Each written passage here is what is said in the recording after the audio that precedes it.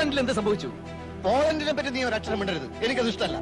പോളണ്ടിനെ കുറിച്ച് നീ ഒരക്ഷരം മിണ്ടരുത്. മലയാള സിനിമ കണ്ട എക്കാലത്തെയും മികച്ച രാഷ്ട്രീയ വിമർശന സിനിമയായ സന്ദേശത്തിൽ ശ്രീനിവാസൻ പറയുന്ന ഒരു ഡയലോഗാണ് ഇത്. എന്നാൽ പോളണ്ടിന്റെ രാഷ്ട്രീയം മാറ്റിവെച്ചാൽ പോളണ്ടിനെ കുറിച്ച് പലർക്കും ഒന്നും അറിയില്ല എന്നതാണ് വസ്തുത. ഔദ്യോഗികമായി റിപ്പബ്ലിക് ഓഫ് പോളണ്ട് എന്നറിയപ്പെടുന്ന പോളണ്ട് മധ്യ യൂറോപ്പിലെ ഒരു രാജ്യമാണ്. പടിഞ്ഞാറ് ജർമ്മനി, കിഴക്ക് യുക്രൈൻ, ബലാറസ്, തെക്ക് ചെക്ക് റിപ്പബ്ലിക്, സ്ലോവാക്യ, വടക്ക് ലിത്വാനിയ, റഷ്യ, ബാൾട്ടിക് കടൽ എന്നിവയാണ് അതിർത്തികൾ.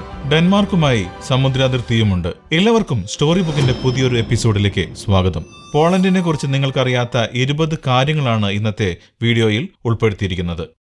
വിഷയത്തിലേക്ക് കടക്കുന്നതിന് മുൻപ് ഈ വീഡിയോ നിങ്ങൾക്കായി സ്പോൺസർ ചെയ്തിരിക്കുന്നത് പച്ചക്കറിക്കാരൻ തൊമ്മി. കേരളത്തിൽ നിന്നും തമിഴ്നാട്ടിൽ നിന്നും പച്ചക്കറികൾ ഹോൾസെയിൽ ആൻഡ് എക്സ്പോർട്ട് എൻക്വയറിക്കായി വിളിക്കൂ, അല്ലെങ്കിൽ വാട്സ്ആപ്പ് ചെയ്യൂ. Contact number 8848066533. ഇതുപോലെ വീഡിയോ സ്പോൺസർ ചെയ്യാൻ നിങ്ങൾക്കും ആഗ്രഹമുണ്ട് എങ്കിൽ ഞങ്ങളെ ബന്ധപ്പെടുക.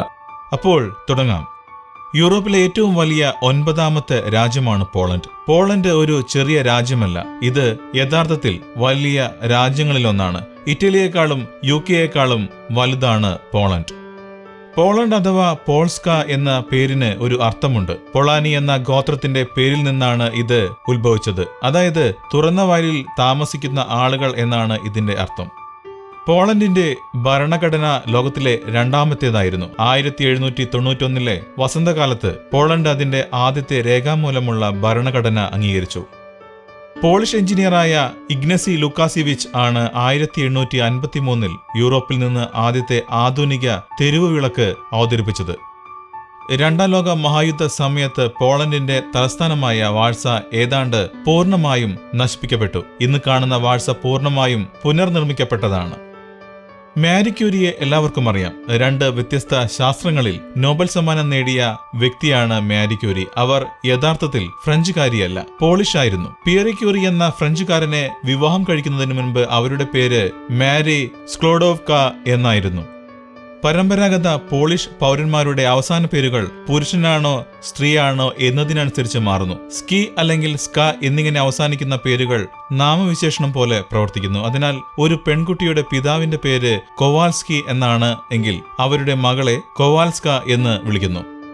1974 മുതൽ 1991 തകരുന്നതുവരെ ലോകത്തിലെ ഏറ്റവും ഉയരം കൂടിയ ഘടനയാണ് കോൺസ്റ്റാന്റിനോയിലെ വാഴ്സോ റേഡിയോ മാസ്റ്റ്. 2010 പൂർത്തീകരിച്ച ബുർജ് ഖലീഫയ്ക്ക് ശേഷം മനുഷ്യ നിർമ്മിതമായ ഏറ്റവും വലിയ 2ാമത്തെ ഘടനയാണ് ഇത്. ഇതിന് 646.38 മീറ്റർ ഉയരമുണ്ടായിരുന്നു.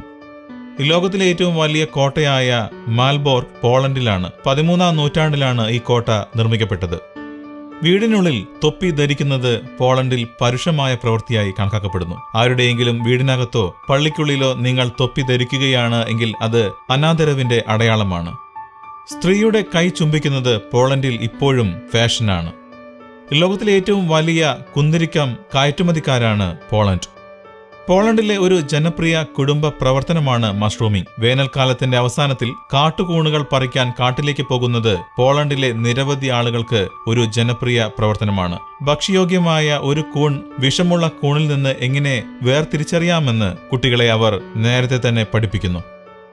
യൂറോപ്പിലെ ഏറ്റവും പഴയ റെസ്റ്റോറന്റിൽ നിന്ന് നിങ്ങൾക്ക് ഇപ്പോഴും ഭക്ഷണം കഴിക്കാം. പോളണ്ടിലെ റോക്ലോയിൽ 1275 മുതൽ തുറന്നിരിക്കുന്ന യൂറോപ്പിലെ ഏറ്റവും പഴക്കം ചെന്ന റെസ്റ്റോറന്റാണ് പിവാനിക്ക സ്വിഡ്നിക്ക. ആദ്യത്തെ ലാറ്റക്സ് കോണ്ടം 1912 പോളണ്ടുകാരനായ ജൂലിയസ് ഫ്രോമാണ് കണ്ടുപിടിച്ചത്.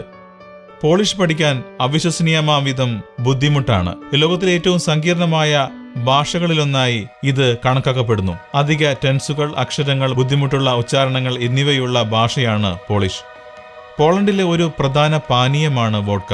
ലോകത്തിലെ ഏറ്റവും മികച്ച വോഡ്കകൾ പോളണ്ടിൽ നിന്നാണ് നിർമ്മിക്കപ്പെടുന്നത്. പോളണ്ടിലാണ് വോഡ്ക കണ്ടുപിടിച്ചതെന്ന് പല വിദഗ്ധരും വിശ്വസിക്കുന്നു.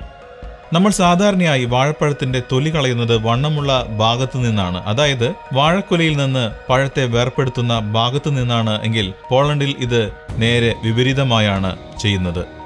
പോളണ്ടിലെ ഏറ്റവും പ്രശസ്തമായ പരമ്പരാഗത വിഭവമാണ് ബിഗോസ്. ഇത് നിരവധി ദിവസങ്ങളിൽ പാകം ചെയ്ത് ഉരുളക്കിഴങ്ങും ബ്രെഡും ചേർത്ത് അവർ കഴിക്കുന്നു. ഭൂമി പ്രപഞ്ചത്തിന്റെ കേന്ദ്രമായിരുന്നില്ല എന്ന സിദ്ധാന്തം മുന്നോട്ട് വെച്ച ആദ്യത്തെ വ്യക്തിയാണ് പോളിഷ് വംശജനായ ജ്യോതിശാസ്ത്രജ്ഞൻ നിക്കോളാസ് കോപ്പർനിക്കസ്.